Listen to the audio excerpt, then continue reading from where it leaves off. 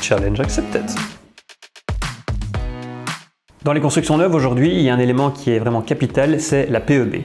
Donc la PEB, c'est la performance énergétique des bâtiments. Lorsque l'on construit un immeuble, il faut savoir qu'il y a certaines normes à respecter. Sur le plan énergétique, on a ce qu'on appelle les normes dites PASSIF 2015, qui imposent un certain minima au niveau de la performance du bâtiment pour les constructeurs. Évidemment, c'est capital pour l'acquéreur parce que ça va permettre de diminuer drastiquement les consommations, donc ça va se ressentir sur le portefeuille.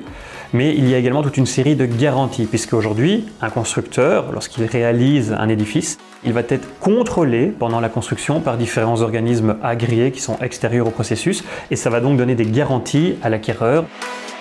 Dans une construction neuve, le gros avantage, c'est que l'on part de zéro, et donc on va créer un bâtiment qui soit justement fait pour cette isolation.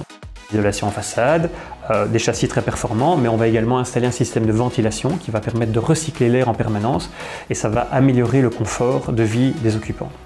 Pour ce qui est des bâtiments qui sont des rénovations assimilées à des nouvelles constructions, donc c'est-à-dire on va garder l'ossature du bâtiment, la façade, on va également avoir une performance qui va assez loin dans le processus, même si ça ne pourra pas être tout à fait pareil qu'une construction totalement neuve où l'on part de zéro. On ne va pas pouvoir jouer sur tout parce que ça n'a pas été conçu pour.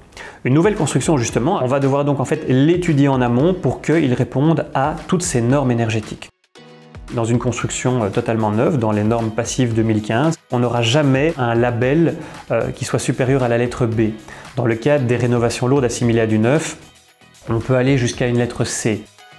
Il faut vraiment prendre la PEB sous tous ses aspects. Et c'est là en fait où on va voir vraiment une différence entre les anciennes constructions et les nouvelles constructions. Acheter dans une nouvelle construction, on peut également le faire d'un point de vue d'un investissement immobilier.